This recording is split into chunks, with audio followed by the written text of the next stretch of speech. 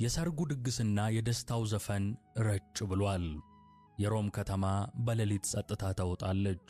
በንጉሱ ቤተ መንግሥት በልዩ ሁኔታ በተዘጋጀው ጫጉላ ክፍል ውስጥ ሙሽራይቱ በቀኑ ድካም ተሸንፋ በሰላም አንቀላፍታለች። ከጎኗ ያለው ልዑል ገብረ ክርስቶስ ግን ከዓይኖቹ እንቅልፍ ጠፍቷል። ልቡ በኃይል ይመታል፣ ውስጡ በታላቅ ማዕበል ይናጣል። ይህች ሌሊት ለገብረ ክርስቶስ ተራ ሌሊት አይደለችም። የሕይወቱን አቅጣጫ የምትቀይር ከዓለማዊው ግርግር ወደ መንፈሳዊው ጸጥታ የሚደረግ ሽግግር መጀመሪያ ናት። ለዓመታት በልቡ ሲያብሰለስለው የቆየው በስውር ሲማጸነው የኖረው የሰማያዊው ጥሪ አሁን በፊቱ እንደተከፈተ መጽሐፍ ግልጽ ሆኗል። የንጉሥ ልጅነት የሚያመጣው ክብር፣ የቤተሰብ ፍቅር፣ በውበቷ የምትደነቀው ሙሽራ፣ የሚጠብቀው የዙፋን ልዕልና፣ ይህ ሁሉ በአንድ ሚዛን ላይ ሲቀመጥ፣ በሌላኛው ሚዛን ደግሞ የማይጠፋውና ዘላለማዊው የክርስቶስ ፍቅርና የእርሱን ፈለግ የመከተል ጥልቅ ምኞት ተቀምጧል። በእኩለ ሌሊት ጸጥታ ገብረ ክርስቶስ በዝግታ ከአልጋው ተነስቶ ሚስቱ እንደተኛች አረጋገጠ። ከዚያም በወርቅና በከበሩ ማዕድናት ያጌጠውን የሙሽርነቱን የክብር ልብስ በጥንቃቄ አወለቀ። ያረጀ ቆዳውን እንደሚያስወግድ እባብ ያንን የከበረ ልብስ ጥሎ እጅግና ተራ ማንም ትኩረት የማይሰጠውን የድሃ ልብስ ለበሰ። ይህ ድርጊቱ ከምድራዊው ሕይወቱ ለመለየት ራሱን ለሌላ ዓላማ አሳልፎ ለመስጠት የወሰነው ውሳኔ አካላዊ መገለጫ ነበር። ሙሽራይቱ በድንገት ከጣፋጭ እንቅልፏ ባነነች። ዓይኖቿን ስትገልጥ ያየችው ነገር ሕልም ይሁን እውን መለየት አቃታት። ተወዳጁ ሙሽራዋ፣ የሕይወቷ ተስፋ፣ ተራ ልብስ ለብሶ ሊሄድ የተዘጋጀ ይመስላል።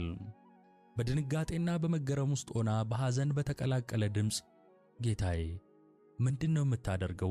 በዚህ ውድቅት ሌሊት ከጫጉላ ቤታችን ወዴት ልትሄድ ነው? አለችው፣ ድምጿ እየተንቀጠቀጠ።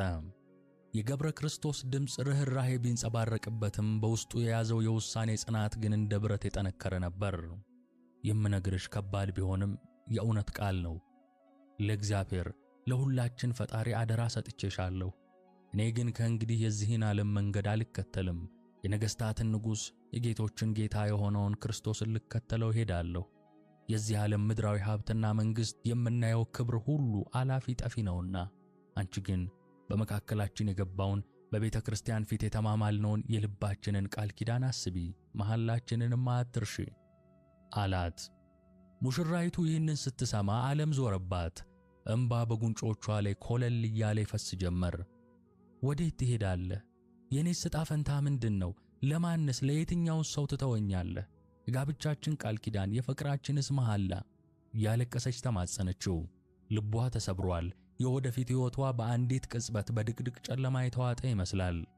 ገብረ ክርስቶስም ፊቱን ወደ ሰማይ አቅንቶ በውስጡ ያለውን ኃይል እየሳበ ለሰማያዊው ሙሽራ ራሴን አሳልፌ ሰጥቻለሁ። አንቺንም በጸሎቴ ያስብሻለሁ። እርሱ ከክፉ ሁሉ ይጠብቅሻል፣ እርሱ ያጸናሻል አላት። ከዚያም የዮሐንስ ወንጌል ምዕራፍ 18 ቁጥር 37ን በመጥቀስ የክርስቶስ መንግሥት ከዚህ ምድር እንዳልሆነች እርሱም የመጣው ለእውነት ሊመሰክር እንደሆነ አስታወሳት። ሙሽራይቱ በሐዘን ተውጣ ተጨማሪ ቃል መናገር አልቻለችም። የገብረ ክርስቶስ ውሳኔ የጸናና የማይቀየር መሆኑን ከፊቱ ገጽ ከድምፁም ጽናት ተገንዝባለች። በዝግታ ወደ በሩ አመራ። ማንም ሳያየው ከቤተሰቡ፣ ከጓደኞቹ፣ ከሚጠብቀው ንግሥና ተለይቶ በሌሊት ጨለማ ውስጥ ተሰወረ። የሮም ከተማን በደስታ ሲያሸብር የዋለው ሙሽራ አሁን የብቸኝነትና የመንፈሳዊ ተጋድሎን መንገድ ለመጀመር ጉዞውን አቀና። ዓለም የሸለመውን የክብር ካባ አውልቆ የሰማዩን ጥሪ ተከትሏል። ጎህ ሲቀድ ንጉሥ ቴዎዶስዮስና ንግሥት መርኬዛ ልባቸው በደስታ ተሞልቶ ልጃቸውና አዲሷ ሙሽራ የሚገኙበትን የጫጉላ ክፍል ለማየት በጉጉት ተጓዙ። የጫጉላው ክፍል በር በቀስታ ተከፈተ። ንጉሡና ንግሥቲቱ በፈገግታ ተውጠው ወደ ውስጥ ሲገቡ ዓይናቸው ያረፈው ልቧ በሐዘን በተሰበረ ሙሽራ ላይ ሆነ። ልዑል ገብረ ክርስቶስ በቦታው የለም።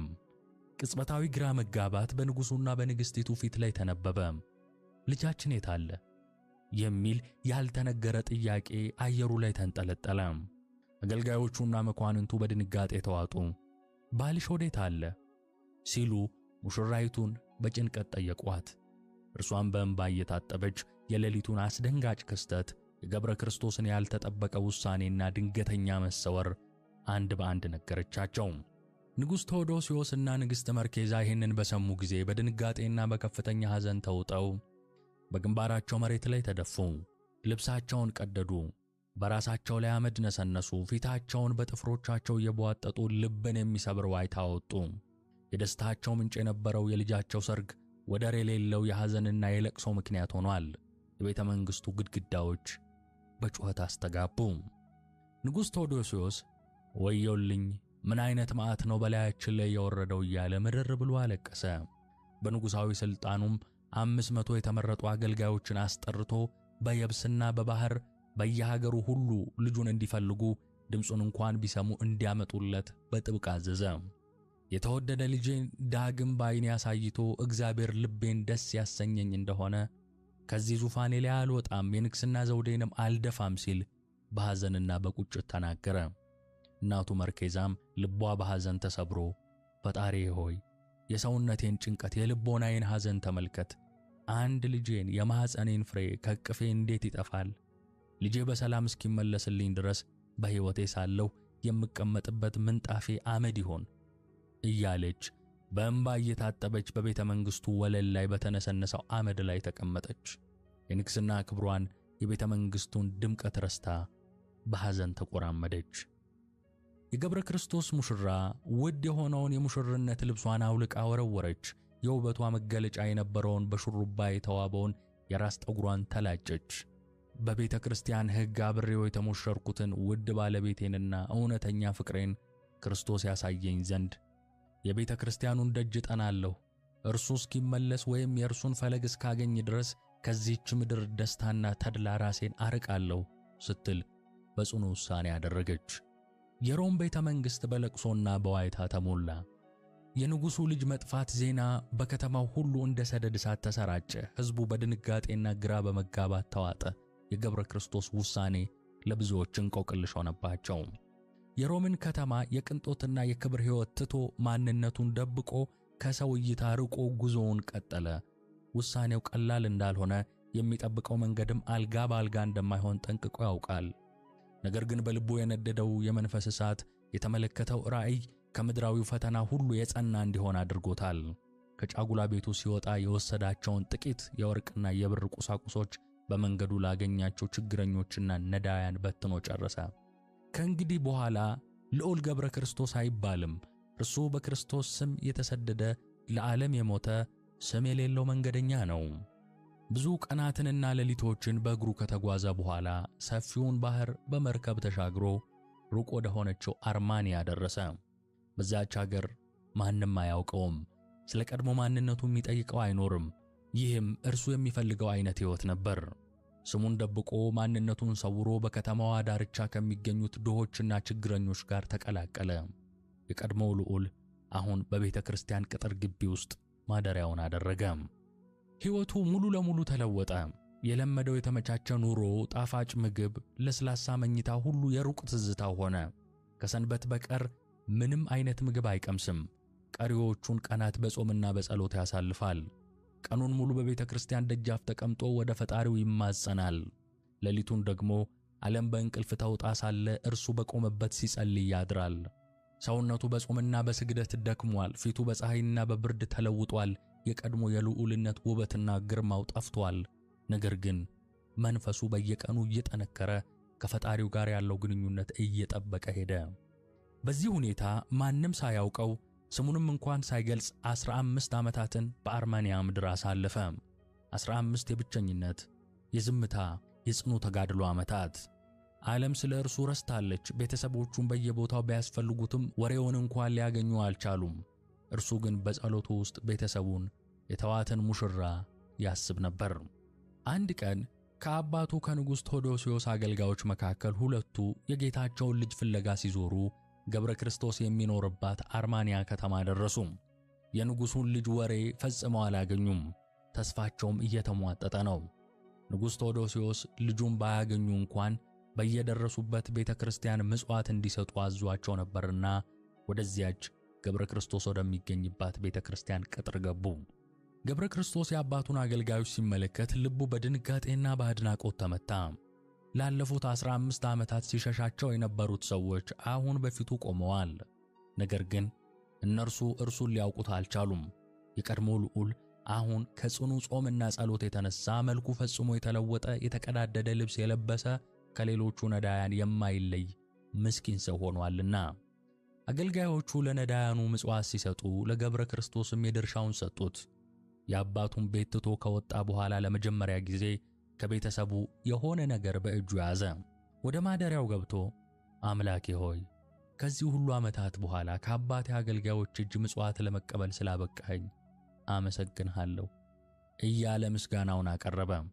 የተቀበለውን ምጽዋት በአካባቢው ለነበሩ ከእርሱ ይልቅ የተቸገሩ ለሚመስሉ ሌሎች ነዳያን አካፈላቸው። የእርሱ መንገድ የዚህን ዓለም ሀብት መሰብሰብ ሳይሆን ራስን መካድና ሌሎችን መርዳት ነው። የአባቱ አገልጋዮችም ከጥቂት ቀናት በኋላ ከዚያች አገር ወጡ። ገብረ ክርስቶስም በዝምታውና በስውር ተጋድሎ ሌላ 5 ዓመታትን በዛው ቤተ ክርስቲያን ደጃፍ አሳለፈ። ዓለም ሳያውቀው ማንም ማንነቱን ሳይረዳ እርሱ ግን ከፈጣሪው ጋር ብቻውን እየተነጋገረ የመንፈስ ጥንካሬውን እያዳበረ ለሚቀጥለው የሕይወቱ ምዕራፍ ራሱን ያዘጋጅ ነበር። ለ20 ዓመታት በዛች ቤተ ክርስቲያን ደጃፍ ስር በስውር እየተጋደለ ኖረ። ማንነቱ ለአካባቢው ሰዎች ምስጢር ነው። ኑሮው ዝምተኛ፣ ጸሎቱ የማያቋርጥ። ዓለም የረሳው ቢመስልም እግዚአብሔር ግን አልተወውም።